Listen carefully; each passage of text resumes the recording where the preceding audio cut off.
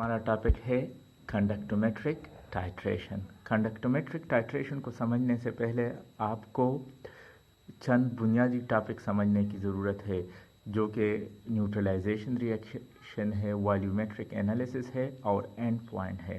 तो लेक्चर के फर्स्ट हिस्से में इन टॉपिक को मुख्तसरन एक्सप्लेन करने की कोशिश करूँगा। Okay, so let's start.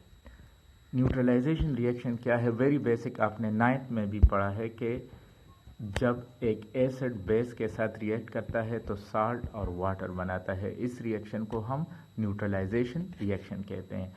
अब एसिड स्ट्रॉन्ग भी हो सकता है, जिस तरह HCl है, और बेस भी स्ट्रांग हो सकता है। तो हम स्ट्रांग एसिड को भी स्ट्रांग बेस के साथ रिएक्ट करवा सके साल्ट बना सकते हैं। हम स्ट्रांग एसिड और वीक बेस को भी आप तमाम कम्बिनेशन अप्लाई कर सकते हैं, राइट। लेकिन बेसिक कंसेप्ट क्या है कि एसिड बेस के साथ रिएक्ट करवा के क्या बनाएगा? साल्ट और वाटर बनाएगा। Now this is neutralisation reaction. अब न्यूट्रलाइजेशन रिएक्शन में बेसिक जो रिएक्शन है वो किसके दरमियान होगा? H+ और OH- के दरमियान होगा, राइट। आप देखें यहाँ पे H+ और OH- के दरमियान बेसिक रिएक्शन होगा। क्यों? चूँकि स्ट्रांग एसिड और स्ट्रांग बेस और साल्ट तो 100% आयनाइज होते हैं। तो यू कैन सी कि क्लोरीन रिएक्शन के इस साइड पे भी क्लोरीन आयन की शक्ल में मौजूद था और इस साइड में भी क्लोरीन आयन की शक्ल में मौजूद है।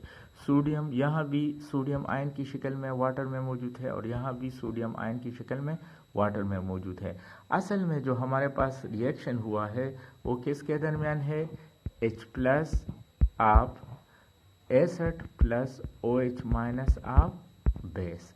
ये दोनों क्या बनाएंगे? H2O। तो असल में न्यूट्रलाइजेशन रिएक्शन क्या होगा? H+ OH के साथ रिएक्ट करके वाटर बनाएगा। तो ये कंसेप्ट आपने याद रखना है ना। वॉल्यूमेट्रिक एनालिसिस का कंसेप्ट क्या है? अगर आपने फर्स्ट ईयर के एक्सपेरिमेंट किए होंगे तो आपको ये एक्सपेरिमेंटल सेटअप आपको याद होगा। यहाँ पे एक ब्यूरेट होता है जो एक स्टैंड में लगा होता है, यहाँ पे एक स्टॉपकॉक लगा होता है और इसको हमने एक सोल्यूशन से फिल किया होता है।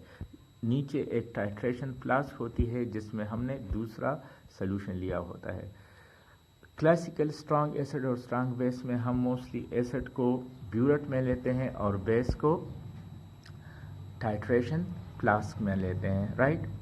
नाउ सारे एक्सपेरिमेंट का मतलब क्या होगा कि अगर आपको बेस की मोलरिटी मालूम है तो आप उससे एसिड की मोलरिटी मालूम कर सकते हैं।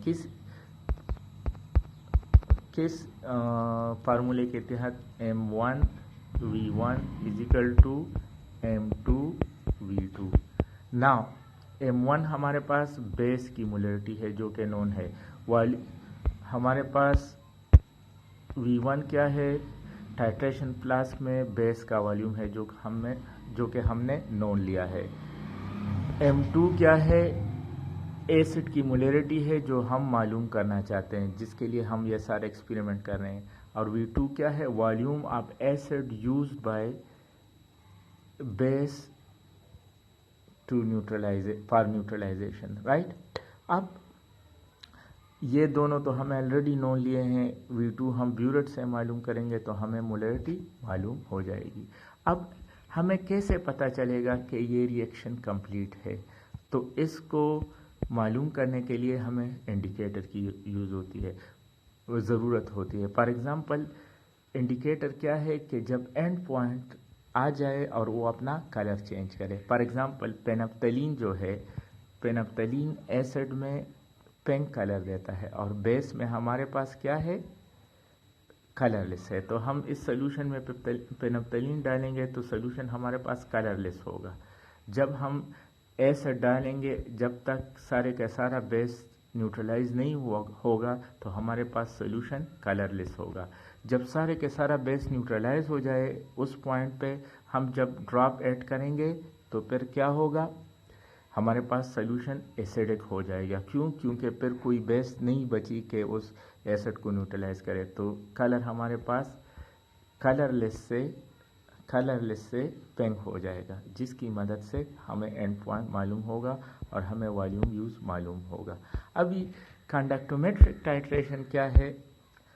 अगर आप इंडिकेटर की जगह इंडिकेटर को यूज़ न करें और इसके लिए आप कंडक्टेंस मेजरमेंट यूज़ करें इस इंडिकेटर को रिप्लेस करने के लिए, तो इसको हम कंडक्टोमेट्रिक टाइट्रेशन कहते हैं। तो इसकी डिफिनीशन क्या होगी? Titration in which conductance measurement is used to determine the end point. End point हमें डिटरमिन करना होगा वॉल्यूमेट्रिक एनालिसिस में। अगर आप इंडिकेटर की जगह कंडक्टोमेट्री यूज़ करें एंड पॉइंट को मालूम करने के लिए, तो इसको हम कंडक्टोमेट्रिक टाइट्रेशन कहते हैं। Very basic. Now basic concept क्या है कंडक्टोमेट्री का? कंडक्टोमेट्री ऑर्डर को आपने समझना होगा। आपको 2-3 बेसिक चीज़ें समझने की ज़रूरत है यहाँ पे। ओके, वो क्या है कि एक्सक्यूज मी, हमारे पास लेट्स कंडक्टोमेट्री ऑर्डर क्या है कि स्ट्रॉन्ग एसिड और स्ट्रॉन्ग बेस की कंडक्टेंस ज़्यादा होगी एज़ कंपेयर टू सॉल्ट, और सॉल्ट की कंडक्टेंस ज़्यादा होगी as compare to weak acid and weak base. आप यही कंसेप्ट अप्लाई करेंगे कंडक्टोमेट्रिक टाइट्रेशन में for determination of end point. Now strong acid और स्ट्रॉन्ग बेस की कंडक्टेंस क्यों ज़्यादा है? क्योंकि वो कंप्लीटली आयनाइज होते हैं, राइट। साल्ट्स की क्यों ज़्यादा है? क्योंकि वो कंप्लीटली आयनाइज है। अब साल्ट की वीक एसिड और वीक बेस की क्यों सबसे कम है? क्योंकि वो कंप्लीटली आयनाइज नहीं होते, तो इसलिए नंबर ऑफ आयंस कम देते हैं, और नंबर ऑफ आयंस कम देंगे तो इसकी कंडक्टेंस कम होगी। नाउ क्वेश्चन अराइज कि स्ट्रॉन्ग एसिड और स्ट्रॉन्ग बेस और साल्ट दोनों एक जितना कंप्लीटली आयनाइज होते हैं, तो फिर स्ट्रॉन्ग एसिड और स्ट्रॉन्ग बेस की कंडक्टेंस साल्ट से क्यों ज़्यादा है? इसकी वजह यह है कि we know that conductance depends on what? Number of ions. और नंबर ऑफ आयंस किस पे डिपेंड करते हैं? आयोनाइजेशन पे। तो साल्ट और स्ट्रॉन्ग एसिड और बेस तो इक्वली आयोनाइज होते हैं, तो इसलिए number of ions almost same होंगे। लेकिन दूसरा पॉइंट जो है नेचर ऑफ आयन, के कंडक्टेंस नेचर ऑफ आयंस पर भी डिपेंड करता है। फॉर एग्जांपल सोडियम की कंडक्टेंस पोटाशियम से कम होगी, जिसको हमने मोबिलिटी ऑफ आयंस में पढ़ा है। तो हमें पता है कि H+ और OH-, हमारे पास इसकी कंडक्टेंस बाकी सारे आयंस से ज़्यादा होती है, राइट। बाकी सारे आयन से इसकी कंडक्टेंस ज़्यादा होती है। Let me explain this point in detail. Okay, you can see H+ और OH- आयन, चूँकि बेस OH- आयन देता है और एसिड H+ देता है और इसकी कंडक्टेंस सबसे ज़्यादा है, तो इसलिए एसिड की और बेस की कंडक्टेंस सबसे ज़्यादा होगी। चूँकि साल्ट में H+ और OH- आयन नहीं होते, तो इसलिए एसिड के मुकाबले में और बेस के मुकाबले में इसकी कंडक्टेंस कम होती है। दूसरा पॉइंट जो कि बहुत इम्पोर्टेंट है, CH3COOH, ये एक वीक एसिड है और NH4OH हमारे पास एक वीक बेस है। नाउ CH3COOH में तो H+ है और NH4OH में तो OH- आयन है, फिर इसकी कंडक्टेंस सबसे कम क्यों है?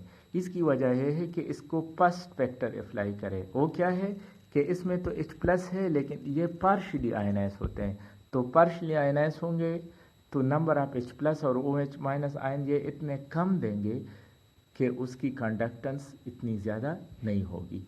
तो एक गिवन इलेक्ट्रोलाइट कितना आयनाइज होता है, इस पे डिपेंड करता है कंडक्टेंस, और इसमें कौन सा आयंस प्रेजेंट है उस पे डिपेंड करेगा, right. So this is the basic concept, right. Okay, जो डिफरेंस ग्राफ है हम इसको सेकंड वीडियो में पढ़ते हैं, राइट। Okay, thank you.